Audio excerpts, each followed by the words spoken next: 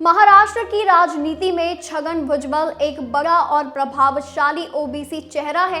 4 दशकों से ज्यादा लंबे राजनीतिक करियर में वे शिवसेना, कांग्रेस और एनसीपी में अलग अलग भूमिकाओं में सक्रिय रहे हैं। वर्तमान में वे अजीत पवार के नेतृत्व वाली एनसीपी के प्रमुख नेता हैं और अब दोबारा मंत्री पद पर लौटे हैं। ऐसे में उनका सरकार में आना खासकर देवेंद्र फडणवीस के लिए कई राजनीतिक लाभ लेकर आ सकता है। जी हां, बता दें कि महाराष्ट्र में अगले कुछ महीनों में स्थानीय स्वराज संस्थाओं के चुनाव होने हैं।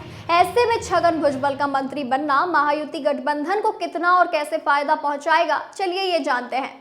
अब ये समझना जरूरी है कि आखिर कई विवादों में रहे छगन भुजबल को सीएम देवेंद्र फडणवीस ने अपने मंत्रिमंडल में जगह क्यों दी और भुजबल की ये नियुक्ति फडणवीस सरकार और महायुति गठबंधन के लिए कैसे उपयोगी हो सकती है। महाराष्ट्र में ओबीसी समुदाय राज्य की कुल जनसंख्या का एक बड़ा हिस्सा है और राजनीतिक रूप से भी काफी सक्रिय है।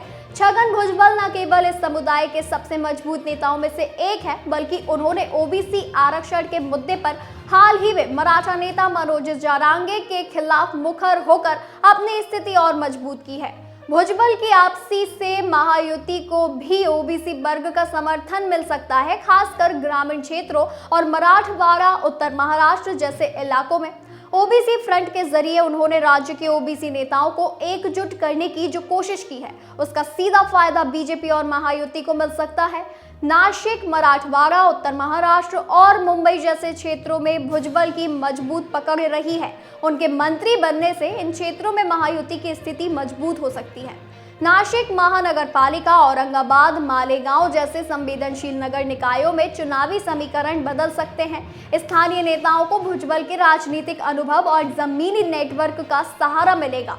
छगन भुजबल राज्य की लगभग हर सरकार में मंत्री या उप मुख्यमंत्री रहे हैं। वे एक अनुभवी प्रशासक भी माने जाते हैं। उनके अनुभव का फायदा देवेंद्र फडणवीस को प्रशासनिक स्तर पर निर्णयों में मिल सकता है। वे विपक्षी दलों, खासकर कांग्रेस और शरद पवार की एनसीपी में अंदरूनी समीकरण को अच्छी तरह जानते हैं, जिससे रणनीतिक बढ़त मिल सकती है।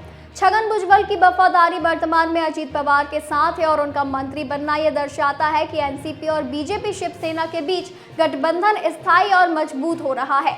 इससे सरकार की स्थिरता को लेकर जो शंकाएं थी वे कम हो सकती हैं। महायुति की चुनावी एकता को भी बल मिलेगा।